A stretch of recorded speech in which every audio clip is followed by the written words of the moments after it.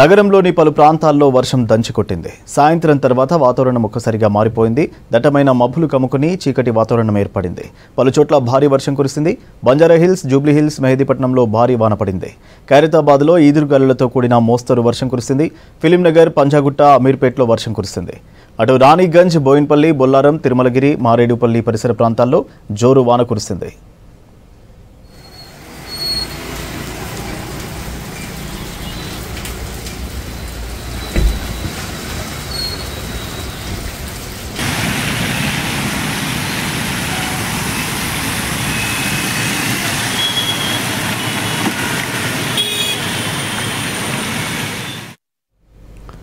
సికింద్రాబాద్ పరిసర ప్రాంతాల్లో వర్షానికి వాహనదారులు ఇబ్బంది పడ్డారు.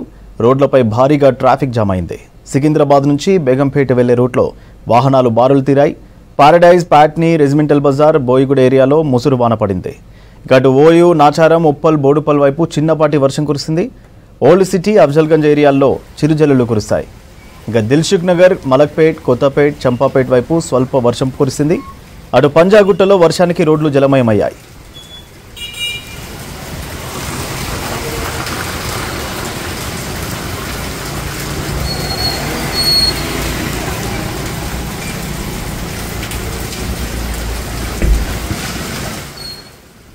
మరోవైపు సిటీ శివార్లలోనూ అక్కడక్కడ వర్షం కురిసింది. మణికొండ, నార్సింగి ప్రాంతాల్లో జోరు వాన పడింది.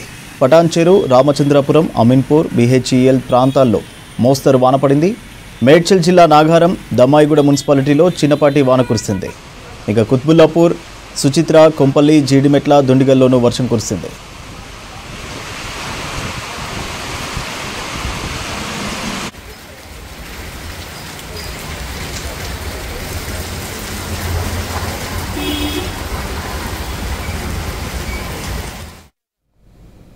సిటీలో ట్రాఫిక్ జామ్పై మరింత సమాచారం అజయ్ అందిస్తారు. Ajay, over to you.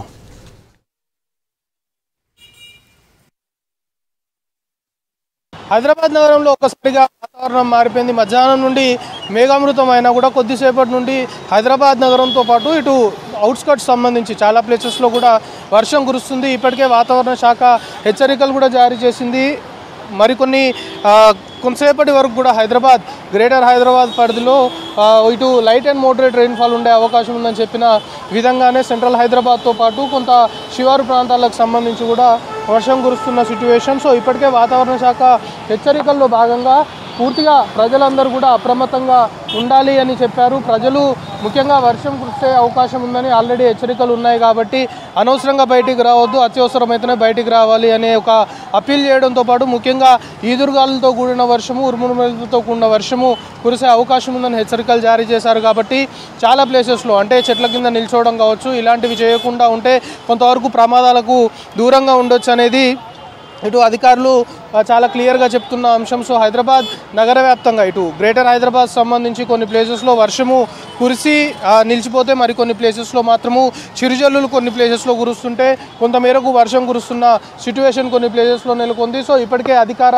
యంత్రాంగం కూడా పూర్తి స్థాయిలో అలర్ట్ అయిపోయిన సిట్యువేషన్. ఎక్కడికక్కడ ట్రాఫిక్ సంబంధించిన ఇబ్బందులు తలెత్తకుండా పూర్తి స్థాయిలో కూడా ట్రాఫిక్ పోలీసులు రంగంలోకి దిగారు. ట్రాఫిక్ సంబంధించిన కంజెషన్ ఎక్కడైతే ఉంటుందో అలాంటిది ఏమీ లేకుండా పూర్తి స్థాయిలో కూడా ట్రాఫిక్ని చాలా ఫాస్ట్గా మూవ్ చేసే దిశగా చర్యలు తీసుకుంటున్న సిట్యువేషన్. ఇక హైదరాబాద్ నగరానికి సంబంధించి ఫ్లైఓవర్ల కింద వర్షం పడుతుంది కాబట్టి వాళ్ళు జర్నీ చేస్తున్న టైంలో ఎక్కడ నిలబడలేని పరిస్థితి ఉంటుంది కాబట్టి ఫ్లైఓవర్ల కిందనే నిల్చుంటున్న సిట్యువేషన్ చాలా క్లియర్గా మనం చూస్తున్నాం. దాంతోపాటు పోలీసులు కూడా మరొక వైపు అలర్ట్గా ఉన్న పరిస్థితి. ఎందుకంటే చాలా ప్లేసెస్లో ఇటు హైదరాబాద్, సైబరాబాద్ సంబంధించి కొంతమేరకు రాత్రి అయింది అంటే చాలు ఈ ట్రాఫిక్ సంబంధించి కొంతమేరకు ట్రాఫిక్ సంబంధించిన ఇబ్బందులు ఉంటాయి. కాబట్టి ఇక వర్షం కురుస్తుంది అంటే ఖచ్చితంగా ఇది మరింత ఎక్కువ అవుతుంది. కాబట్టి ట్రాఫిక్ పోలీసులు కూడా పూర్తి స్థాయిలో వర్షము కురుస్తున్న టైంలో ట్రాఫిక్ సంబంధించి ఎక్కడ వాహనాలు నిలిచిపోకుండా పూర్తి స్థాయి చర్యలు తీసుకుంటున్న సిట్యువేషన్. ఇక హైదరాబాద్ నగరానికి సంబంధించి లోతట్టు ప్రాంతాలపైన కూడా అధికారులు ఫోకస్ పెట్టారు. ఇటు జిహెచ్ఎంసీతో పాటు ఇతరేతర విభాగాలకు సంబంధించిన వివిధ శాఖలకు సంబంధించిన అధికారులు అంతా కూడా సమన్వయంతో ముందుకెళ్లాల్సిన అవసరం ఉంది. చాలా చోట్ల కూడా వర్షానికి విద్యుత్ సంబంధించిన అంతరాయం కూడా ఏర్పడుతుంది. కాబట్టి ఇటు విద్యుత్ శాఖ అధికారులను కూడా ఉన్నతాధికారులు అలర్ట్ చేయడంతో పాటు ఎప్పటికప్పుడు మానిటరింగ్ చేస్తున్న సిట్యువేషన్స్. ఒక్కసారిగా హైదరాబాద్ నగరంలో వాతావరణం మారిపోవడంతో చాలా ప్లేసెస్లో అంటే సెంట్రల్ హైదరాబాద్, గ్రేటర్ హైదరాబాద్ పరిధితో పాటు ఇటు అవుట్స్కట్స్ సంబంధించి శివారు ప్రాంతాల్లో కూడా క్లియర్గా చాలా ప్లేసెస్లో వర్షం కురుస్తుంది. ఇటు ఉద్బులాపూర్, సుచిత్ర వంటి ఏరియాలు వర్షం కురుస్తుంటే ఇటు పటాన్ చెరు, మియాపూర్ వంటి ఏరియాల్లో కూడా వర్షం కురుస్తుంది. దాంతోపాటు ఇటు ఎల్బీ నగర్, హయత్ నగర్, అంబర్పేట్ సంబంధించి మొత్తం ఇవన్నీ కూడా అవుట్స్కట్ సంబంధించిన సిటీ అవుట్స్కట్ సంబంధించిన ఏరియాల్లో ఎక్కువగా కూడా వర్షం కురుస్తుంది. ఇక సెంట్రల్ హైదరాబాద్లో కూడా కంటిన్యూస్గా చిరుజల్లులు అయితే కురుస్తున్నాయి. కొన్ని ప్లేసెస్లో మాత్రం వర్షము భారీగా కురుస్తున్న పరిస్థితి. సో ఉరుములు మెరుపులు దాంతోపాటు ఈదురుగాలులతో కూడిన వర్షం కురిస్తే అవకాశం ఉందని వాతావరణ శాఖ హెచ్చరికలు జారీ చేసింది. కాబట్టి ముఖ్యంగా ఇలాంటి సమయాల్లో అనవసరంగా బయటకు వచ్చి ప్రజలు ఇబ్బందులు పడొద్దు. ఇలాంటి సమయాల్లోనే రోడ్డు ప్రమాదాలు కూడా ఎక్కువగా జరిగే అవకాశం ఉంటుంది. వర్షపు నీటితో రోడ్లన్నీ కూడా తడిసి ఉన్న కారణంగా బండ్లు స్కిడ్ అయిపోయే అవకాశం ఉంటుంది. దాంతోపాటు వాటర్ ల్యాగింగ్ పాయింట్స్, హైదరాబాద్ నగరానికి సంబంధించి ఎక్కడైతే వాటర్ ల్యాగింగ్ పాయింట్స్ ఉంటాయో ఆ వాటర్ ల్యాగింగ్ పాయింట్స్ పైన స్పెషల్ ఫోకస్ పెట్టారు. పూర్తి స్థాయిలో కూడా అధికారులు వాటర్ ల్యాగింగ్ పాయింట్స్ దగ్గర వాటర్ నిలవకుండా ఎప్పటికప్పుడు క్లియర్ చేస్తున్న సిచ్యువేషన్ అయితే నెలకొంది. కానీ హైదరాబాద్ నగరంలో మాత్రం వర్షం పడితే పరిస్థితి ఏ విధంగా ఉంటుంది అనేది మనందరికీ తెలిసిన విషయమే. సో మొత్తానికి ప్రజలందరూ కూడా అప్రమత్తంగా ఉండాలి అనే ఒక అపీల్ మాత్రము అధికార యంత్రాంగం చేస్తున్నారు. సో మొత్తానికి హైదరాబాద్ నగరంలో కంటిన్యూస్గా వర్షం కురుస్తుంది. సో ఈ వర్షము కురుస్తున్న కారణంగా చాలా ప్లేసెస్లో కూడా వర్షపు నీరు రోడ్డుపై వచ్చి చేరడం కావచ్చు, లేకపోతే కొన్ని ప్లేసెస్ సంబంధించి ముఖ్యంగా సాయంత్రం వేళలా ఈ టైంలో ఎక్కువగా కూడా హైదరాబాద్ ముఖ్యంగా ట్యాంక్ బండ్ కావచ్చు, సెక్రటేరియట్ ఈ ప్రాంతంలో చాలామంది విజిటర్స్ కూడా పర్యాటకులు కూడా వస్తుంటారు. సో ప్రస్తుతం మనం చూస్తున్నాం ఇదంతా కూడా సెక్రటేరియట్ ముందున్న ఏరియానే. సో చాలామంది కూడా ఈ ట్యాంక్ బండ్ కావచ్చు, సెక్రటేరియట్ వీక్షించడానికి వచ్చిన వారు వర్షం కారణంగా కంటిన్యూస్గా వర్షం కురుస్తుంది. ఒక్కసారిగా వాతావరణం మారిపోయింది. సో కొంతసేపు వర్షం చిరుజల్లు కురుస్తుంటే మరికొంతసేపు వర్షము తీవ్ర స్థాయిలో భారీగా వర్షం కురుస్తున్న సిచ్యువేషన్ హైదరాబాద్ నగరంతో పాటు శివారు ప్రాంతాల్లో నెలకొంది. సో మొత్తానికి హైదరాబాద్లో ఒక్కసారిగా వాతావరణం మారిపోవడంతో అధికార యంత్రాంగం కూడా పూర్తి స్థాయిలో అలర్ట్ అయిపోయింది. ప్రజల్ని కూడా అప్రమత్తం చేస్తున్నారు. ప్రజలు కూడా ఎమర్జెన్సీ అయితేనే బయటికి రావాలి, అత్యవసరం అయితే రావాలి తప్ప అనవసరంగా బయటికి రావద్దు అనే ఒక అపీల్ మాత్రం అధికార యంత్రాంగం చేస్తున్నారు. సో హైదరాబాద్ నగరంతో పాటు శివారు ప్రాంతాలను కలుపుకొని కంటిన్యూస్గా కురుస్తున్న వర్షానికి సంబంధించి మాత్రం అధికారులు అందరూ అలర్ట్ అవ్వడంతో పాటు ప్రజలందరూ కూడా అప్రమత్తంగా ఉండాలి అనే ఒక అపీల్ చేస్తున్న పరిస్థితి నెలకొంది. కెమెరా పర్సన్ మహేష్తో కలిసి అజయ్ V6 న్యూస్, హైదరాబాద్. గిరిజన సాంప్రదాయాలను, వారి ఆహారపు అలవాట్లను నగర ప్రజలకు తెలియజేసేలా సరికొత్త థీమ్తో ట్రైబల్ కేఫ్ అందుబాటులోకి రాబోతోంది. సిటీలో ట్రైబల్ వంటకాలు, గిరిజన సంస్కృతిని ఇక్కడి ప్రజలకు చెప్తామన్నారు ట్రైబల్ ఆఫీసర్స్. జూన్ 2 కంటే ముందే ట్రైబల్ కేఫ్ను ప్రారంభించేందుకు ఏర్పాట్లు చేస్తున్నారు అధికారులు. కేఫ్ కోసం ప్రత్యేకంగా వెదురు థీమ్తో సీటింగ్, గుడిసెలు ఏర్పాటు చేశారు అధికారులు.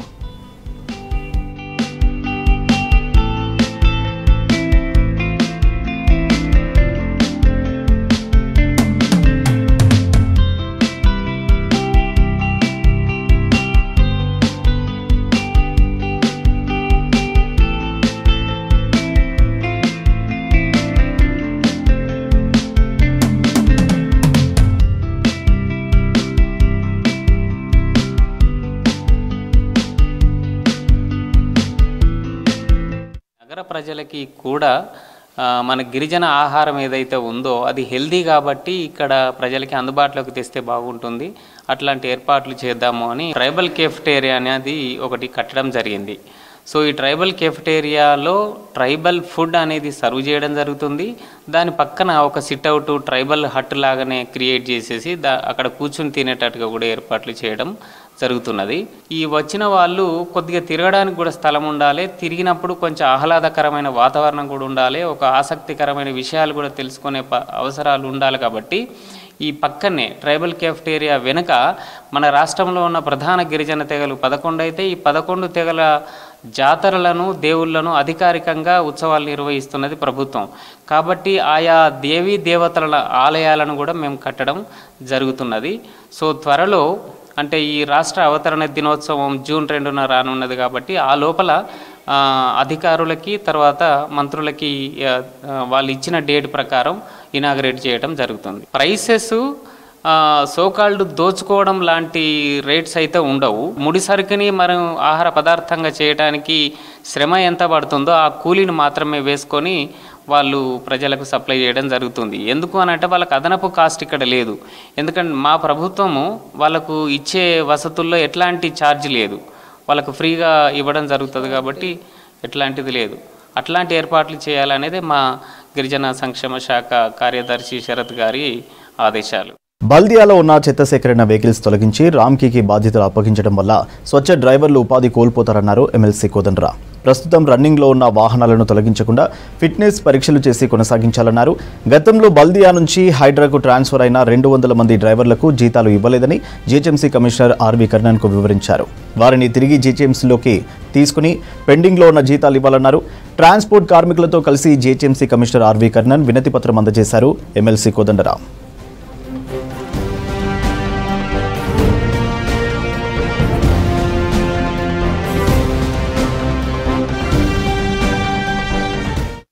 కోరింది ఏంటంటే జిహెచ్ఎంసి పాత్ర ఈ డంపింగ్ అంటే చెత్త సేకరణ కానీ డంపింగ్ చేసే పనుల్లో కానీ అది జిహెచ్ఎంసికి పాత్ర ఉండాలి. ఎందుకంటే సమయం వచ్చినప్పుడు ఆ పని జిహెచ్ఎంసి మాత్రమే చేయగలుగుతుంది. కోవిడ్ వచ్చినప్పుడు జిహెచ్ఎంసి మాత్రమే ఆ పారిశుద్ధ్య కార్యక్రమాలు నిర్వహించగలిగింది. అందుకని ఇప్పుడున్న వాహనాల్లో ఏమైనా బాగా పనికి చేయని పరిస్థితిలోకి చేరుకుంటే, కండెమ్న్ అయిపోయిన పరిస్థితిలోకి చేరుకుంటే వాటిని తీసేయండి, కానీ మిగతా వాహనాలను మాత్రం మీరు కొనసాగించండి. వాటి స్థానంలో కొత్తవి కొనండి. ఉన్న కార్మికులకు ఈ బతుకుదెరు అవకాశాలు దానివల్లనే దొరుకుతున్నాయి కాబట్టి వాటిని కొనసాగించాలని కోరినాం. కొంతమంది వృద్ధాప్యంలో ఉండి పనిచేస్తూ ఉన్నారు, కొంతమంది అనారోగ్య సమస్యల వల్ల రాలేకపోతున్నారు డ్యూటీలకు. అటువంటి వాళ్ళ డిపెండెంట్లకు ఉద్యోగాలు ఇవ్వమని కోరినాం. ఇవన్నీ విషయాల మీద జిహెచ్ఎంసీ కమిషనర్ చాలా సానుకూలంగా స్పందించారు. మాకు వారు ప్రధానంగా ప్రజల సమస్యల పరిష్కారమే ప్రధాన కర్తవ్యంగా ఇక్కడ కమిషనర్లు ఇంతకుముందు కానీ ఇప్పుడు కానీ కమిషనర్లు పనిచేస్తూ ఉండటం. ట్రాన్స్పోర్ట్ విభాగంలో పనిచేస్తున్నటువంటి డ్రైవర్లు, క్లీనర్లు వీళ్ళందరినీ తీసుకుపోయి హైడ్రోలో వేయడం జరిగింది. సార్ ప్రొఫెసర్ కోదండరాం గారిని అభ్యర్థించగా వెంటనే మాకు హైడ్రా నుంచి తిరిగి దాదాపుగా 300 మందిని ఇక్కడికి పంపించడం జరిగింది. వాళ్ళందరికీ శాలరీస్ రాలేదు, శాలరీస్ కూడా ప్రాబ్లం ఉండే. అదేవిధంగా పాత వెహికల్స్ అన్నిటినీ తొలగిస్తాము, మీకు ఈ రోజు నుంచి వెళ్ళి మీకు డ్యూటీ లేదని చెప్పి కొంతమంది బెదిరిస్తే మేము సార్ ద్వారా, కోదండరాం సార్ ద్వారా కమిషనర్ గారికి కలవడం జరిగింది. కమిషనర్ గారిని కలిసిన వెంటనే కమిషనర్ గారు మా ప్రాబ్లమ్స్ అన్నీ సాల్వ్ చేయడానికి ఒప్పుకున్నారు. రాష్ట్రంలో కరోనా కేసు నమోదు కావడంతో వైద్యారోగ్య శాఖ అప్రమత్తమైంది. సికింద్రాబాద్ గాంధీ హాస్పిటల్లో ప్రత్యేక వార్డును ఏర్పాటు చేశారు అధికారులు. ఇన్పేషెంట్ బిల్డింగ్లో 45 బెడ్స్ సిద్ధం చేశారు. కేసులు పెరిగితే టెస్టింగ్తో పాటు ట్రీట్మెంట్ చేయడానికి అవసరమైన ఏర్పాట్లు చేశారు. గతంలో ఉన్నంత తీవ్రత ఇప్పుడు ఉండదంటున్నారు డాక్టర్లు. ప్రజలు జాగ్రత్తలు తీసుకోవాలని సూచించారు గాంధీ హాస్పిటల్ సూపరింటెండెంట్ రాజకుమారి. ఇదే అంశానికి సంబంధించిన మరింత సమాచారం శ్రీశైలం అందిస్తారు. రాష్ట్రంలో కరోనా కేసు నమోదు కావడంతో రాష్ట్రంలో ఉన్నటువంటి అన్ని ఆసుపత్రులను కూడా వైద్యారోగ్య శాఖ అప్రమత్తం చేసింది. హైదరాబాద్లో ఉన్నటువంటి కరోనాకు నోడల్ సెంటర్గా ఉన్న గాంధీలో ప్రత్యేక వార్డులను ఇప్పటికే ఏర్పాటు చేశారు. గాంధీలో ఉన్నటువంటి ఐపీ బిల్డింగ్లోనే దాదాపు 45 బెడ్లతోనే 3 ఫ్లోర్లలో 45 బెడ్లను కరోనా వార్డుగా ఏర్పాటు చేశారు. బెడ్లతో పాటు మిగిలినటువంటి మందులు కానీ ఇతర సామాగ్రిలు కానీ అన్నీ కూడా అరేంజ్ చేసుకోవాలని చెప్పి ఇప్పటికే వైద్య ఆరోగ్య శాఖ చెప్పిన నేపథ్యంలో ఆ మేరకు గాంధీతో పాటు మిగిలిన ఆసుపత్రులు కూడా హైదరాబాద్తో పాటు జిల్లా కేంద్రాల్లో ఉన్నటువంటి అదేవిధంగా మండల నియోజకవర్గ కేంద్రాల్లో ఉన్నటువంటి ఆసుపత్రులు కూడా ఇన్స్ట్రక్షన్ ఇచ్చారు. అన్ని చోట్ల కూడా టెస్టింగ్ కానీ లేకపోతే ప్రైమరీ ట్రీట్మెంట్ కానీ లేకపోతే జిల్లా కేంద్రాలు ఇతర హైదరాబాద్లో ఉన్నటువంటి హాస్పిటల్ అయితే ఆ హాస్పిటల్లో ట్రీట్మెంట్కి అవసరమైనటువంటి చర్యలన్నీ కూడా తీసుకోవాలని చెప్పారు. గతంలో కోవిడ్-19 సోకినప్పుడు కూడా అన్ని ఆసుపత్రుల్లో కూడా కావాల్సినటువంటి ఆక్సిజన్ కానీ ఇతర సదుపాయాలన్నీ కల్పించారు. వాటిని మళ్ళొకసారి అన్ని ఏర్పాట్లు కూడా చేసుకొని వాటి అన్నీ సరిగ్గా ఉన్నాయా లేవో కూడా అరేంజ్మెంట్స్ కానీ లేకపోతే ఇతర ఏర్పాట్లన్నీ కూడా చక్కగా ఉన్నాయి లేవని చెప్పి చూసుకుంటున్నారు. అయితే గాంధీకి సంబంధించి కరోనా నోడల్ సెంటర్గా ఉంది. ఇక్కడ టెస్టింగ్ కానీ ఇతర ట్రీట్మెంట్ కానీ అన్నికి సంబంధించి స్టేట్ మొత్తానికి కూడా ఇది నోడల్ సెంటర్గా ఉన్న నేపథ్యంలో అసలు ఇక్కడ ఎట్లాంటి ఏర్పాటు చేశారు, ఈ అంశానికి సంబంధించి ఆర్ఎంఓ డాక్టర్ సుధీర్ ఉన్నారు, ఆయన అడుగుదాం. సార్, ముందుగా ఈ గాంధీలో ఎక్కడెక్కడ కరోనాకు సంబంధించి స్పెషల్ వార్డులు ఏర్పాటు చేశారు? కరోనాకి గురించి ఐసోలేషన్ వార్డ్స్ లాగా గాంధీలో మనం గ్రౌండ్ ఫ్లోర్లో ఒక 20 బెడ్స్ వరకు చేసాం, సెకండ్ ఫ్లోర్లో ఒక 15 to 18 బెడ్స్ వరకు చేసాం, 8th ఫ్లోర్లో ఆల్రెడీ పల్మనాలజీ వార్డు ఉంది, దాంట్లో ఐసోలేషన్ రూమ్స్ ఉన్నాయి, ఒక 4 వరకు అకామిడేట్ చేసుకోగలము ఇమీడియట్లీ ఇఫ్ రిక్వైర్డ్. అండ్ అట్లానే ఎమర్జెన్సీ బ్లాక్లో కూడా వెనకాల స్పేస్ ఉంది. మనకి ఇంతకుముందు ఆల్రెడీ గాంధీ టెర్షరీ సెంటర్ లాగా కోవిడ్కి వర్క్ చేస్తాం కాబట్టి ఇది ఎంతమందినైనా అకామిడేట్ చేసుకునే ఇది కెపాసిటీ ఉంది మనకి. సో ఏం ప్రాబ్లం లేదు, ఇన్ఫ్రాస్ట్రక్చర్ అంతా రెడీగా ఉంది, మ్యాన్ పవర్ రెడీగా ఉంది మనకి. వైద్య పరంగా కానీ, ట్రీట్మెంట్ పరంగా కానీ, ఎక్విప్మెంట్ పరంగా కానీ, టెస్ట్ల పరంగా కానీ ఎట్లాంటి ఏర్పాట్లు చేశారు? ఆమె తెలుసుకుందాం. మేడం చెప్పండి, ఎట్లాంటి ఏర్పాట్లు చేశారు, ఎన్ని బెడ్స్ ఇప్పుడు రెడీ చేశారు? నియర్లీ అరౌండ్ 65 బెడ్స్ రెడీ చేసామండి. అందులో కొన్ని ఆక్సిజన్ బెడ్స్ కూడా రెడీ చేసుకున్నాం, ఒక 30 దాకా. అండ్ దెన్ ఇది చాలా మైల్డ్ వేరియంట్, సో భయపడాల్సిన అవసరం లేదు. ఇప్పటివరకు అయితే ఏం కేసెస్ నమోదు అవ్వలేదు మన దగ్గర. ఇప్పుడు వస్తున్నట్టు వేరియంట్ ఒమిక్రాన్ సబ్ వేరియంట్ అంటున్నారు కదా, అది మ్యూటేషన్ అయిన తర్వాత సేమ్ అదే సివియారిటీ ఉంటుందా లేకపోతే ఎట్లా ఉంటుంది? దాని సివియారిటీ చాలా తగ్గుతుందండి, ఎందుకంటే మనం ఆల్రెడీ ఇమ్యూన్ ఉన్నాం కాబట్టి. కానీ ఇప్పుడు కొత్త వేరియంటే ఇది JN.1 వేరియంట్ అని, ఇది చాలా మైల్డ్, సో దీని గురించి అంత వరి అవ్వాల్సింది లేదు. మన దగ్గర అయితే ఇంతవరకు ఏమీ రిపోర్ట్ అవ్వలేదు కేసెస్. ఇది నోడల్ సెంటర్ కాబట్టి టెస్ట్లకు ఎట్లాంటి ఏర్పాట్లు ఉన్నాయి? సిబ్బందిని కానీ, నర్సింగ్ స్టాఫ్ని కానీ, డాక్టర్ కానీ ఎట్లా రెడీ చేస్తారు? ఇది లాస్ట్ టైం నోడల్ సెంటర్, ఇప్పుడు అట్లా ఏమీ డిక్లేర్ చేయలేదు. కానీ అయినా కానీ మనం ప్రిపేర్డ్గా ఉన్నాము, అన్ని రిలవెంట్ డిపార్ట్మెంట్స్ రెడీగా ఉన్నారనమాట, విత్ ఆల్ ద బెడ్స్. తర్వాత నర్సింగ్ స్టాఫ్ కానీ, డాక్టర్స్ కానీ మేమందరం రెడీగా ఉన్నాము, with required drugs what ever is required అన్నీ రెడీగా పెట్టుకొని. తర్వాత మాకు ఇంకా పర్టికులర్ ఇన్స్ట్రక్షన్స్ రాలేదు, ఇప్పుడు వస్తాయి పైనుంచి, DME గారి దగ్గర నుంచి, అలాగా స్టేట్ హెల్త్ డిపార్ట్మెంట్ నుంచి. అంటే ఒకవేళ పబ్లిక్ ఇక్కడికి రావాలనుకుంటే వాళ్ళకి ఏం చెప్తారు? ఎక్కడికి వచ్చి ఒకవేళ అనుమానం ఉన్న ఎవరైనా అనుమానం ఉంటే వాళ్ళు ఎక్కడికి వచ్చి టెస్టులు చేసుకోవచ్చు? వాళ్ళకి ఏమైనా అవేర్నెస్ సంబంధించి హాస్పిటల్ ఎక్కడికి, అంటే ఇన్ పేషెంట్ సంబంధించి కానీ, అవుట్ పేషెంట్ సంబంధించి కానీ, లేకపోతే టెస్టులకు సంబంధించి కానీ ఎక్కడెక్కడ ఏర్పాట్లైనా వాళ్ళకి తెలియజెప్పడానికి ఏమైనా అవేర్నెస్ సైడ్ ఏమైనా చేస్తున్నారు? ఇప్పుడు యాక్చువల్లీ ఓపీ బేస్డ్ రాక్కర్లేదండి. కేసెస్ ఏమైనా ఉంటే అప్పర్ రెస్పిరేటరీ మైల్డ్ సిమ్టమ్స్ ఉంటే మనం ఇంట్లోనే ఐసోలేట్ అయిపోయి హ్యాండ్ హైజీను, తర్వాత దగ్గు వచ్చినప్పుడు, తుమ్ము వచ్చినప్పుడు కర్చీఫ్ అడ్డం పెట్టుకోవడము, లేకపోతే మాస్కులు వేసుకోవడము, ఐసోలేటెడ్గా ఉండడము, ఇలాంటివి చేస్తే సరిపోతుంది. సిమ్టమాటిక్ ట్రీట్మెంట్ తీసుకుంటే సరిపోతుంది డాక్టర్స్ అడ్వైస్ తోటి. సివియర్ కేసెస్ ఏమన్నా ఉంటే, వాళ్ళకి ఏమన్నా బ్రెత్లెస్నెస్ ఉండి, తర్వాత ఏమైనా ఆక్సిజన్ సాచురేషన్ పడిపోతుంది, అలాంటి కేసెస్నే మనం సీరియస్గా తీసుకోవాలి, అలాంటి కేసెస్నే అడ్మిట్ చేసుకోవాలన్నమాట. అదే అంత సీరియస్ అయ్యే ఛాన్స్ అయితే ఈసారి చాలా తక్కువ. ఈ ఓపీకి రావచ్చండి, ఎన్ని general medicine, pulmonology, OP, special OPs ఏమి ఇంకా మొదలు పెట్టలేదు మేము. కానీ ఫీవర్ ఓపీ ఉంటుంది కదా, వచ్చి చూపించుకోవచ్చు. టెస్ట్లకు అట్లా వాళ్ళంతటా వాళ్ళు కాదు కదా డిసైడ్ చేయాల్సింది, టెస్ట్ చేసుకోవాలా లేదా అని మన డాక్టర్స్ చూసిన తర్వాత they will decide whether they have to go for testing are not. మీరైతే రెడీ ఉన్నారు? మేము రెడీగా ఉన్నాం. మనది ఇది రిఫరల్ ల్యాబ్ అన్నమాట, గాంధీ హాస్పిటల్లో ఉన్న ల్యాబొరేటరీ. సో మనకి మన దగ్గర నుంచే కాకుండా శాంపిల్స్ డిఫరెంట్ హాస్పిటల్స్ నుంచి కూడా వస్తాయన్నమాట ఇక్కడ టెస్టింగ్కి. సో RT-PCR టెస్ట్ కానీ, కోవిడ్ టెస్ట్లన్నీ మన దగ్గర చేస్తారనమాట. దానికంతా వీఆర్ రెడీ. ట్రీట్మెంట్కి కానీ, టెస్ట్లకు సంబంధించి కానీ సిద్ధంగా ఉన్నామని చెప్పి గాంధీ సూపరింటెండెంట్ చెప్తున్నారు. కెమెరామెన్ శ్రీనివాస్తో శ్రీశైలం, V6 న్యూస్, హైదరాబాద్. సాగులో ఔషధ, సుగంధ మొక్కల విస్తీర్ణం తక్కువగా ఉన్నప్పటికీ లాభదాయకమైన పంట అన్నారు Konda Laxman horticulture university vice chancellor Rajireddy. Medicinal plants సాగుతో ఆదాయంతో పాటు ఆరోగ్యం కూడా వస్తుందన్నారు. MIDH ఆధ్వర్యంలో ఔషధ మొక్కల సాగు, మార్కెటింగ్పై రైతులకు శిక్షణ కార్యక్రమం నిర్వహించారు. వివిధ రకాల ఔషధ మొక్కలు సాగు చేస్తున్న రైతులకు రాజేంద్రనగర్లోని హార్టికల్చర్ కాలేజీలో ట్రైనింగ్ ఇచ్చారు శాస్త్రవేత్తలు.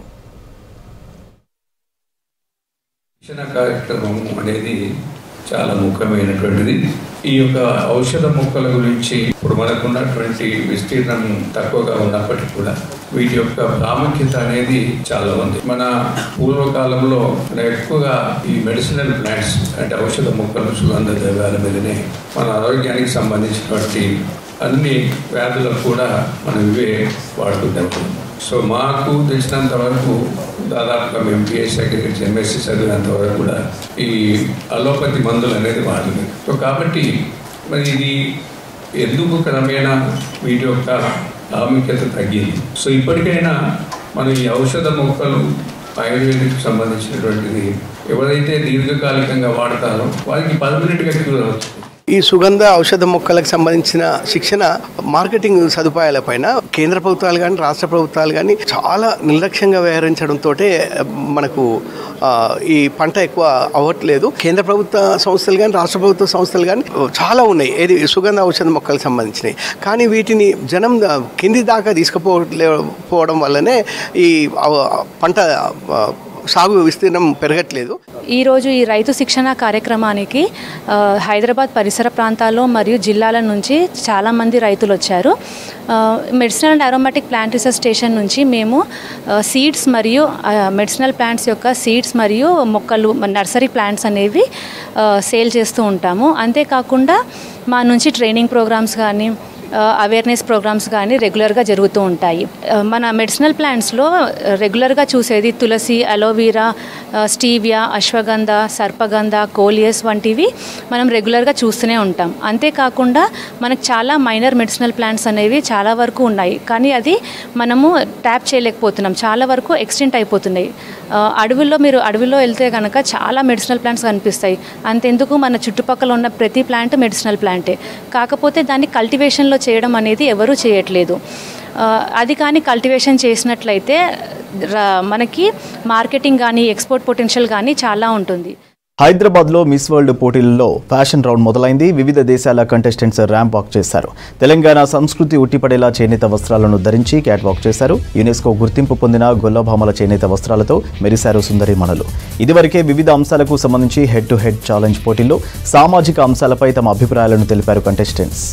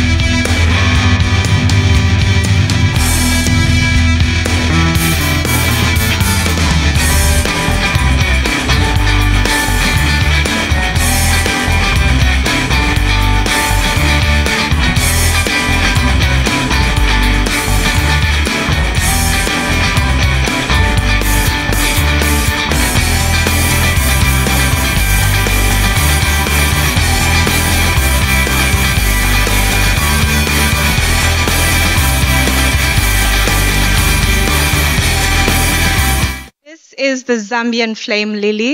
It is one of the most famous lilies we have, very bold and it always stands out.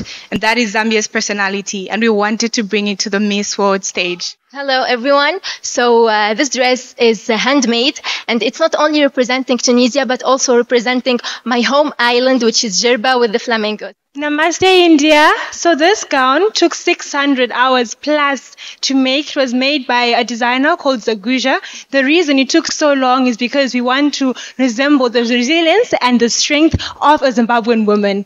A woman who is purposeful and a woman who is strong. Namaste, India. My dress is inspired by the flora and fauna of Mauritius. The vibrant colors represent our culture, and I'm just so happy to bring this on the stage today. Thank you so much. So my gown, I'm so incredibly proud to be wearing. I think that it encapsulates my personality quite well. It's simple but sophisticated with the red. And then my beautiful neck piece is adorned by something in my country that we call the Ondelela fabric. It's worn by native Oshivambu women. So it represents my roots. Thank you so much. Namaste world. Hello, India. It is an absolute privilege to stand here.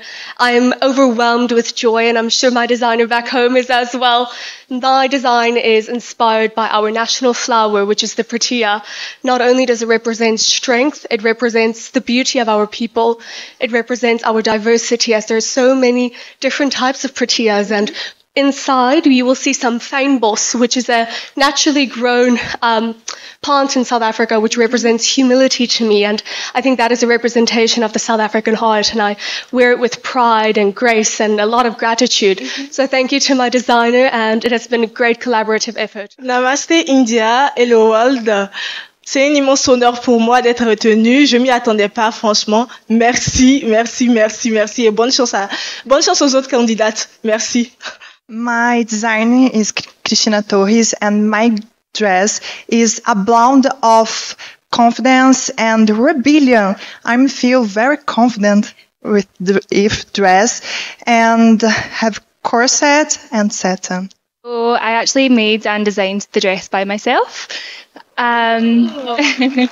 Congratulations already. Thank you. So it's green. The tartan is from a wonderful kilt maker called Glen Isla Kilts, who very kindly gifted me the fabric. I chose the green because it's inspired by the Scottish Highlands, and my career in Scotland is I'm a wedding and events coordinator, so the flowers here are inspired by bouquets. And I've got my national flower, the thistle, in there, which is quite spiky. I'm not going to lie. And this is a talent from Canary Island, where I live in Spain. And we are so proud to bring a little piece of our talent to all of you, to all the world. So my twin sister, actually, me and her collaborated together in her kitchen to make this dress. So yeah, it's very special to me. The blue represents the Atlantic Ocean in between both my countries, Canada and Northern Ireland. The brooch is my granny's. It's close to my heart. And yeah, we dressed up like princesses. So this was an ode to our childhood. So yeah, this one's for Megan. Well, congratulations to you and your sister. It's so shiny, you know, it's to represent our country, because even in the darkest night, we need to continue to shine. I think it was already magical to share this with all the other girls. Also, that we could wear some typical clothes here of India, and afterwards a piece brought from our own country. It's a super magical experience, and I think all the girls did their best, and we shined together tonight on stage, and we're gonna give the best of ourselves in the finals. Thank you so much. It's just been such an amazing experience so far. India has been really like a second home for us, and to have the amazing langas on today, it felt so special to me. This dress is so special to me, and I'm so happy to have made it here today. The lady who made this is an amazing woman who brings in lovely ladies from a marginalised community in Ireland to make this dress. So thank you to the beautiful women who've made this dress in Ireland. I really appreciate it. This is for ఆడుకోవడానికి కారులోకి వెళ్లి door lock పడి తీయడం తెలియకపోవడంతో ఊపిరాడక పిల్లలు మృత్యువాత పడుతున్న ఘటనలు పెరుగుతున్నాయి. చేవెళ్లలో కారు డోర్ లాక్ తీయడం తెలియక 2 పిల్లలు ఊపిరాడక చనిపోగా ఏపీలో 4 పిల్లలు మృతి చెందారు. పేరెంట్స్ గమనించకపోవడం కూడా ఓ కారణం అంటున్నారు. వెహికల్ పార్కింగ్ చేసిన సమయంలో పూర్తిగా లాక్ చేశామో లేదో చెక్ చేసుకుంటే ప్రమాదాలు జరగవంటున్నారు నిపుణులు. 4 వీలర్లలో child lock system, main lock system గురించి పేరెంట్స్ పూర్తి అవగాహన కలిగి ఉండాలంటున్న ఎక్స్పర్ట్ పవన్తో అనిల్ ఫేస్ టు ఫేస్. మధ్యకాలంలో పార్క్ చేసిన కార్లలో చిన్నపిల్లలు ఆడుకోవడం కోసం అని వెళ్ళడం, ఆ తర్వాత డోర్ క్లోజ్ అయిపోవడం, అది తీయడానికి తెలియకపోవడం, దాని మీద అవగాహన లేకపోవడంతో మృత్యువాత పడుతున్న పరిస్థితి. ఈ మధ్యకాలంలో చూసుకుంటే ఇటు చేవెళ్ళ దగ్గర, తెలంగాణకు సంబంధించిన చేవెళ్ళ దగ్గర కూడా 2 పిల్లలు చనిపోయిన పరిస్థితి. అదేవిధంగా ఏపీలో కూడా 4 పిల్లలు ఇదే విధంగా ఈ మృత్యువాత పడిన పరిస్థితి. సో అసలు ఈ కార్కు సంబంధించి డోర్ లాక్ పడ్డప్పుడు కావచ్చు, అదేవిధంగా పెద్దల విషయానికి, పేరెంట్స్ విషయానికి వచ్చినా కూడా ఎలాంటి ప్రికాషన్స్ తీసుకోవాలి అనే విషయం పైన, సేఫ్టీ మెజర్మెంట్స్ ఎలా తీసుకోవాలి, అదేవిధంగా డోర్ లాక్ సంబంధించి సిస్టమ్ ఎలా ఉంటుంది, పిల్లలకి అవగాహన కల్పించే విధంగా అసలు పేరెంట్స్ దీనికి సంబంధించి ఏ విధమైన కేర్ తీసుకోవాలనే విషయం పైన మనతో పాటు మాట్లాడడానికి, అదేవిధంగా ఈ కార్కి సంబంధించి మాట్లాడడానికి కూడా మనతో పాటు పవన్ కుమార్ ఉన్నారు. వారితో కూడా మాట్లాడదాం. సార్ చెప్పండి, ముఖ్యంగా చూసుకుంటే ఈ మధ్యకాలంలో ఈ కార్కి సంబంధించి ముఖ్యంగా చిన్న పిల్లలు డోర్ ఓపెన్ ఉండడం, అదేవిధంగా ఆడుకుంటూ దాని లోపలికి వెళ్ళి డోర్ క్లోజ్ అవ్వడం, తర్వాత తీసుకోవడానికి చేతగాక చనిపోవడం, ఇలాంటివి జరుగుతున్నాయి. సో అసలు ఇలాంటి జరగడానికి గల కారణాలు ఏంటి? అసలు ఈ డోర్ లాక్స్ సంబంధించి సిస్టమ్ ఎలా ఉంటుంది? దీంట్లో కొద్దిగా రిక్వెస్ట్ ఏంటంటే పెద్దవాళ్ళందరి కూడా కొద్దిగా కీస్ అనేది కొద్దిగా జాగ్రత్త ప్లేస్లలో పెట్టడము. ఓకే, వాళ్ళకు అంటే మరీ విరివిగా వాళ్ళ కీస్ అందుబాటులో ఉండడం కానీ కార్లలో వాళ్ళు లేనప్పుడు స్వేచ్ఛగా ఉండడానికి కానీ కొద్దిగా మనం వీలు లేకుండా చూసుకోవాలి. దీంట్లో ఏంటంటే మనకు దీంట్లో ఉన్న అడ్వాంటేజ్ ఏంటి అంటే ఇక్కడ మనకు పిల్లలకు వెనకాల కూర్చున్నప్పుడు డ్రైవింగ్ వెళ్ళేటప్పుడు వాళ్ళకి ఏంటంటే ఇలా ఓపెన్ చేస్తే డోర్ ఓపెన్ అయ్యే ఛాన్సెస్ ఉంటుంది. సో ఆ సేఫ్టీ కోసం అన్నట్టుగా ఇక్కడ చైల్డ్ లాకింగ్ సిస్టమ్ అనేది ఉంటుంది. ఇక్కడ ఒకవేళ ఇది మనకు లాక్ చేసేస్తే వాళ్ళ పిల్లలు లోపల నుంచి ఎంత ట్రై చేసినా కూడా బయటికి వెళ్ళదు. ఓన్లీ బయట నుంచి లాక్ ఓపెన్ చేస్తే మాత్రమే ఓపెన్ అవుతుంది అన్నట్టు. సో ఇలాంటి సిచ్యువేషన్లో ఏమవుతాయంటే ఒక్కొక్కసారి ఇది అన్లాక్ చేయకపోవడము, సో పిల్లలకు ఈ విషయం తెలియకుండా లోపలికి వెళ్ళిపోవడము, సో మళ్ళీ వాళ్ళు ఇక్కడ లోపల అన్లాక్ చేసినా కూడా అది ఓపెన్ రాకపోవడము, ఇలాంటి సంఘటనలు జరగవచ్చు అన్నట్టు. సో ఫస్ట్ ఆఫ్ ఆల్ ఏంటంటే దీంట్లో ఉన్న ఫీచర్ని ప్రాపర్గా యూటిలైజ్ చేసుకోవాలి. సో పిల్లలకు వాళ్ళకి అంత అవగాహన ఉండదు కాబట్టి కొద్దిగా ఈ జాగ్రత్తలు చూసుకోవాలి. ఒకవేళ వాళ్ళు లాక్ చేసినట్లయితే దాన్ని అన్లాక్ చేసుకోవడం కానీ అది చూసుకోవడము. నెక్స్ట్ ఇంకా పిల్లలు చాలా తుంటరి వాళ్ళు ఉన్నారు, వాళ్ళని కవర్ చేయలేకపోతున్నాం అన్నట్టుకుంటే విండోస్ని అట్లీస్ట్ ఒక 1.5 ఇంచ్ పార్క్ చేసే సమయంలో కిందికి పెట్టేసి ఒకవేళ లాక్ చేసుకుంటే, ఫర్ సపోజ్ ఇలాంటి కేసెస్ ఏమంటుంటే ఇక్కడ నుంచి కొద్దిగా ఎయిర్ సర్క్యులేషన్ అయ్యేసి వాళ్ళకు ఊపిరాడడానికి కానీ లేదా వాళ్ళు ఏమైనా మాట్లాడడానికి చేయడానికి ఎవరైనా పక్కకి వెళ్ళినా కూడా చూసుకోవడానికి ఛాన్స్ ఉంటుంది. ఇది అడ్వైజబుల్ కాదు, బట్ అలా ఉన్న సిచ్యువేషన్ల సేఫ్టీ కోసం అన్నట్టుగా మీరు ఇట్లా ఒక 1.5 ఇంచ్ మీరు తగ్గించుకొని పెట్టడం వల్ల కొద్దిగా ఇది ఒక అడ్వాంటేజ్ లాగా ఉంటుంది. అది పేరెంట్స్ కూడా చాలా వరకు పిల్లలు షాపింగ్ సంబంధించి కావచ్చు, ఎక్కడైనా బయటికి వెళ్ళినప్పుడు కావచ్చు, వాళ్ళని కార్లోనే పెట్టి బయటికి తీసుకెళ్ళిన టైంలో అక్కడే ఉంచడం, ఏసీ ఆన్ చేయడం, దాని తర్వాత వాళ్ళు బయటికి వెళ్ళడం, ఇవన్నీ చేస్తూ ఉంటారు. అలాంటి టైంలో ఎలాంటి ప్రమాదాలు జరిగే అవకాశం ఉంటుందండి? ఎగ్జాక్ట్లీ అండి. ఈ మధ్యలో ఈ షాపింగ్స్ ఇక్కడ మాల్స్కి చేయడము పిల్లల్ని అలా వదిలేసి చేయడము చాలా అవుతున్నాయి. సో 100% పిల్లల్ని మాత్రం లోపల వదిలేసి ఆన్ చేసి మాత్రం వెళ్ళొద్దండి. ఎందుకోసం అని అంటే వెహికల్ ఆన్ ఉండడం అంటేనే డేంజర్. ఎందుకంటే వాళ్ళకి పిల్లలకు తెలియదు ఏం ఆపరేట్ చేయాలి, ఏం చేయాలని తెలిసి ఒకవేళ ఇగ్నిషన్ ఆఫ్ అయిపోయి స్విచ్ ఆఫ్ అయిపోయినా కూడా మళ్ళీ సేమ్ కండిషన్ కావచ్చు, వాళ్ళకి ఆన్ చేయడానికి రాకపోవచ్చు. సెకండరీ వచ్చేసే వరకల్లా అన్ని ఫంక్షన్స్ ఉంటాయి, ఇప్పుడు అన్ని ఆటో మోడ్స్ ఉంటాయి, అన్నీ కూడా వెహికల్ ముందరికి వెళ్ళడం కానీ, సో దాని నుంచి కూడా ఇంపాక్ట్ అయ్యే ఛాన్సెస్ ఉంటాయి. ఒక రిక్వెస్ట్ ఏంటంటే పేరెంట్స్ కూడా పిల్లల్ని దయచేసి మీ వెంబడి తీసుకెళ్ళండి. లేదు ఎవరైనా పెద్దవాళ్ళు లోపల ఎవరైతే వెహికల్ ఆపరేటింగ్ తెలిసిన వాళ్ళు ఉంటే మాత్రమే పిల్లల్ని పెట్టడం చేయండి, లేదంటే అలాంటివి అడ్వైజబుల్ కాదు. ఎప్పుడైతే ఈ ప్రమాదాలు కనుక చూసుకుంటే చైల్డ్ లాక్ సిస్టమ్ అనేది వీళ్ళు చెక్ చేసుకోకపోవడం, ఆ తర్వాత వీళ్ళు లాక్ అనేది వేసామని చెప్పేసి ఇంటికి వెళ్ళిపోవడం, ఆ తర్వాత పిల్లలు లోపలికి వెళ్ళి ఆడుకోవడానికి కోసం అని చెప్పేసి లాక్ పడుతుంది. సో ఆ తర్వాత ఓపెన్ చేయడానికి కూడా చేత కాకపోవడం, దీనివల్ల ప్రమాదాలు జరుగుతుంది. సో ముఖ్యంగా మీరు పేరెంట్స్కి ఏం చెప్తారు దీనికి సంబంధించి? ఫస్ట్ వాళ్ళకు దొరికే ఛాన్స్ ఎక్కడ ఉంటుంది? కీస్ అండి. కీస్ లేకపోతే వాళ్ళు ఏం చేయలేరు. ఎందుకంటే మీరు ఇప్పుడు వచ్చే కార్లలో ఏమవుతుందంటే బయటికి రాగానే కొద్దిగా సెన్సార్స్ ఉంటాయి, ఆటోమేటిక్గా లాక్ అయిపోతాయి అవి. సో లాక్ అయిన తర్వాత వాళ్ళు అన్లాక్ చేయాలంటే ఓన్లీ కీ త్రూయే వాళ్ళు అన్లాక్ చేయగలుగుతారు. So first and foremost safety ఏంటంటే కీస్ వాళ్ళు అందే విధంగా కానీ కొద్దిగా ప్లేస్లలో పెట్టండి. సో ఇది 99 కాదు 100% ఇలాంటి సిచ్యువేషన్స్ జరగకుండా మనకు జాగ్రత్త పడతాయి అన్నట్టు. సో ఇది నా రిక్వెస్ట్. సో ఇక్కడ మోస్ట్లీ సింగిల్ డ్రైవింగ్ ఉన్నప్పుడు ఏమవుతుంది, రావడము ఇలా డ్రైవింగ్ ఓపెన్ ఇలా డ్రైవర్ సైడ్ ఇలా డోర్ ఓపెన్ చేసుకోవడం వెళ్ళిపోవడం ఉంటుంది. సో ఇలాంటి సిచ్యువేషన్లో ఏమవుతుందంటే అక్కడ ముందర కానీ లేక సైడ్లో కానీ వెనకాల కానీ ఎవరైనా పిల్లలు ఉన్నారా లేదా అనేది మనకు తెలియదు. సో ఇప్పుడు వచ్చే కార్లలో 360-degree వ్యూ కెమెరాస్ అనేసి వస్తున్నాయి. సో అక్కడ నుంచి ఏమవుతుందంటే ఎంటైర్ వెహికల్స్ సరౌండింగ్స్ అన్ని కూడా మనకు అక్కడ ఏమైనా ఆబ్జెక్ట్ ఉందా, పిల్లలు ఉన్నారా, ఏమున్నాయో కూడా మనకు తెలిసిపోతూ ఉంటుంది అన్నట్టు. ఇవన్నీ కూడా ఇప్పుడు కొత్తగా వచ్చే వెహికల్స్లలో టాప్ ఎండ్స్లలో బై డిఫాల్ట్గా వస్తున్నాయి అన్నట్టు. దీని నుంచి కూడా ఏమవుతుందంటే మనకు సరౌండింగ్స్లో ఉన్న పిల్లలు ఉన్నా చూసినా మనకు కనిపించేసుకుని మనం ఇమీడియట్గా దాని ప్రకారంగా రియాక్ట్ అవుతుంటాం మనం. అది కెమెరా పర్సన్ శ్యామ్తో అనిల్, V6 న్యూస్, హైదరాబాద్. పంటలకు బలాన్నిచ్చే జీలుగ విత్తన ధరలు పెరగడంతో రైతులు ఇబ్బందులు పడుతున్నారు. ఏకంగా 2 రేట్లు పెరిగాయి. చాలా మంది రైతులు ఖరీఫ్ సీజన్ ఆరంభంలోనే జీలుగ విత్తనాలు నాటేందుకు ప్లాన్ చేస్తున్నారు. విత్తనాల ధరలు పెరగడంతో ఆర్థికంగా భారం పడుతోందంటున్నారు రైతులు. జీలుగ విత్తనాల ధరలు తగ్గించాలని ప్రభుత్వాన్ని కోరుతున్నారు రైతులు.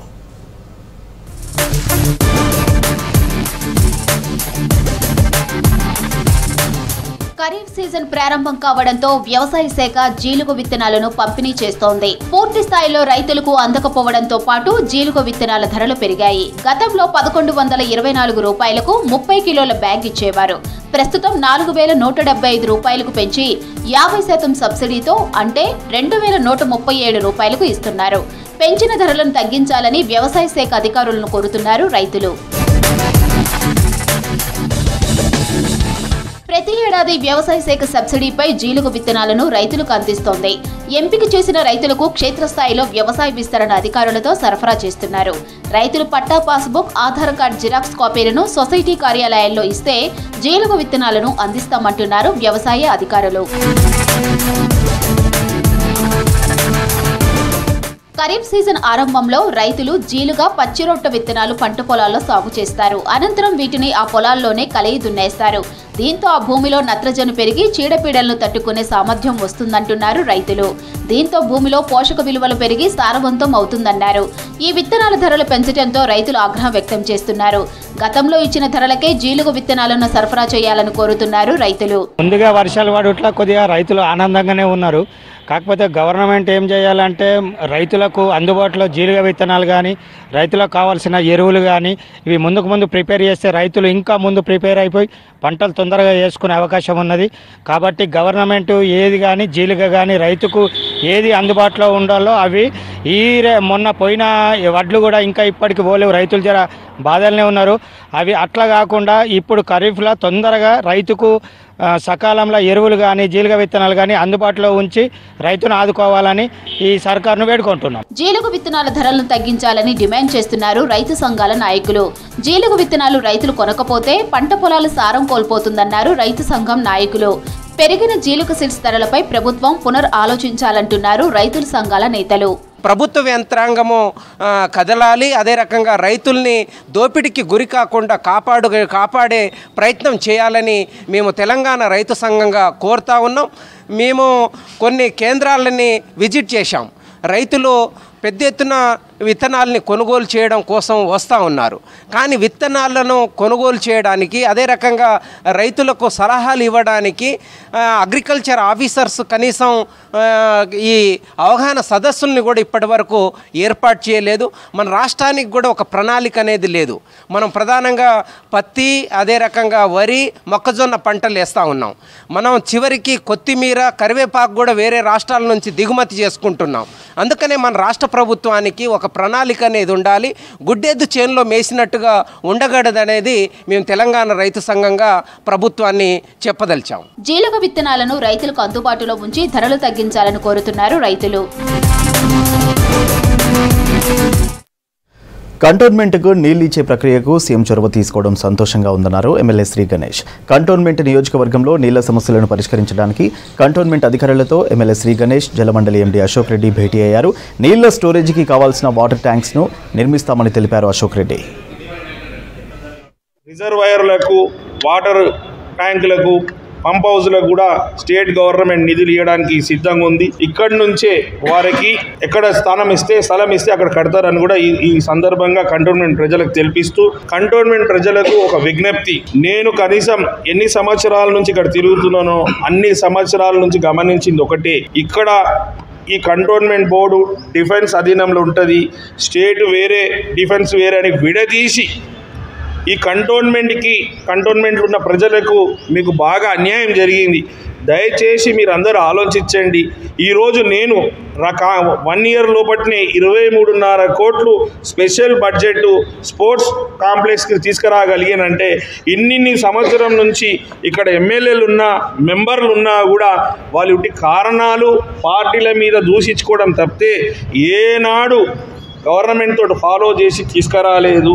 ఈరోజు అవుతుందంటే నేను కొన్నిసార్లు కంటోన్మెంట్ కాన్స్టిట్యున్సీ తక్కువ ఉన్నా కూడా సంబంధిత మంత్రులతోటి సంబంధిత అధికారులతోటి నేను ఫాలోఅప్ చేసినందుకే ఇది సాధ్యమైంది. నిన్న స్పోర్ట్స్ కాంప్లెక్స్ సాధ్యమైనందుకు కూడా సిఓ గారి పాత్ర, ఆడ సోని మేడం గారిది కూడా పాత్ర. ఎందుకంటే MOU దాకా రావాలంటే వీళ్ళ రిజల్యూషన్ పాస్ అయిన తర్వాత state government condition, board condition తోటి అనేక సార్లు పేపర్ వర్క్ అయి నేను MOU ఫైనల్ అయింది. అంటే సిఓ గారిది, ఆ మేడంది, సీఎం గారికి హృదయపూర్వకంగా మరొకసారి థ్యాంక్స్ చెప్తూ, ఇప్పుడు కూడా సిఓ గారి ఇంట్రెస్ట్ తోటి, స్టేట్ గవర్నమెంట్ అశోక్ రెడ్డి గారి ఇంట్రెస్ట్ తోటి ఇవన్నీ సాధ్యమవుతుంది. ఇప్పుడు ఇన్ఫ్రాస్ట్రక్చర్ అదనంగా క్రియేట్ చేయడం వల్ల వాటర్ ఆగేది ఏం లేదు. ఇంకా ఎఫిషియెంట్గా సప్లై చేయడానికి అదనపు స్టోరేజ్ని కూడా చేసుకోమని చెప్తున్నాము. ఆ ప్లేసెస్ వాళ్ళు ఐడెంటిఫై చేసి ఇవ్వగలిగితే సో కాంట్రిబ్యూషన్ వాళ్ళ దగ్గర నుంచి కూడా తీసుకొని గవర్నమెంట్ నుంచి కూడా కొంత పెట్టేసి ఆ స్టోరేజ్ క్రియేట్ చేస్తాము. అది నెక్స్ట్ సమ్మర్ సీజన్ వరకు అయినా కానీ it's very good. Connection charges, తర్వాత పేమెంట్స్, డ్యూస్ అన్ని కలిపి అరౌండ్ 20 crores వరకు ఉంటుంది. So we are every time asking, వాళ్ళు ఎంతసేపు ఇట్లా ప్రెషర్ బిల్డప్ చేసేసి వాటర్ తీసుకుంటున్నారు కానీ పేమెంట్కి సంబంధించి మాకు రావట్లేదు. మేము 20 KL వాటర్, ఫ్రీ వాటర్ కంటోన్మెంట్కి కూడా అనౌన్స్ చేశారు, ఇస్తున్నాం. బట్ ప్రయర్ టు దట్ ఉన్న పేమెంట్ అయితే చేయాలి కదా. సో దాని గురించి మేము 1-time సెటిల్మెంట్ కూడా ఆఫర్ ఇచ్చాము, బట్ వాళ్ళు వాడుకోలేదు. సో ఆ డ్యూస్ అట్లాగే అవుతుంది, దాని మీద ఇంట్రెస్ట్ పడి ఇంకా పెరుగుతూ ఉంటుంది. సో వాళ్ళు గవర్నమెంట్ మేము రాసాము, మాకు వచ్చిన తర్వాత ఇస్తామని అంటున్నారు. టీమిండియా టెస్ట్ కెప్టెన్గా శుభ్మన్ గిల్ ఎంపికయ్యాడు. అందరూ ఊహించినట్టుగానే అతనికే జట్టు పగ్గాలు అప్పగించింది BCCI. వెస్ట్ కెప్టెన్గా, వైస్ కెప్టెన్గా రిషబ్ పంత్ను సెలెక్ట్ చేశారు అజిత్ అగార్కర్ నేతృత్వంలోని సెలక్షన్ కమిటీ. దీంతో ఇంగ్లాండ్తో జరిగే టెస్ట్ సిరీస్కు గిల్ సారథ్య బాధ్యతలు చేపట్టనున్నారు. ఇంగ్లాండ్తో సిరీస్ కోసం 18 మంది ఆటగాళ్లతో జట్టును ప్రకటించింది BCCI. జట్టులో జైస్వాల్, రాహుల్, సాయి సుదర్శన్, ఈశ్వరన్, కరుణ్ నాయర్లకు చోటు దక్కింది. తెలుగు క్రికెటర్ నితీష్ కుమార్ రెడ్డి, రవీంద్ర జడేజా, ధ్రువ్ జురెల్, సుందర్, బుమ్రా, ప్రసిద్ధ్ కృష్ణ, ఆకాశ్దీప్, హర్షదీప్ సింగ్, కుల్దీప్లను ఎంపిక చేశారు.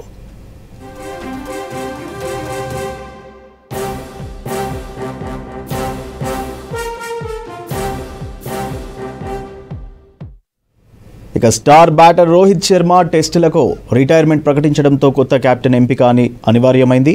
బుమ్రా గాయాలతో ఇబ్బంది పడుతుండటంతో అతన్ని కెప్టెన్ పోటీ నుంచి తప్పుకున్నాడు. దీంతో గిల్కు సారథ్య బాధ్యతలు, వైస్ కెప్టెన్సీ బాధ్యతలు పంత్కు అప్పగించారు సెలెక్టర్స్.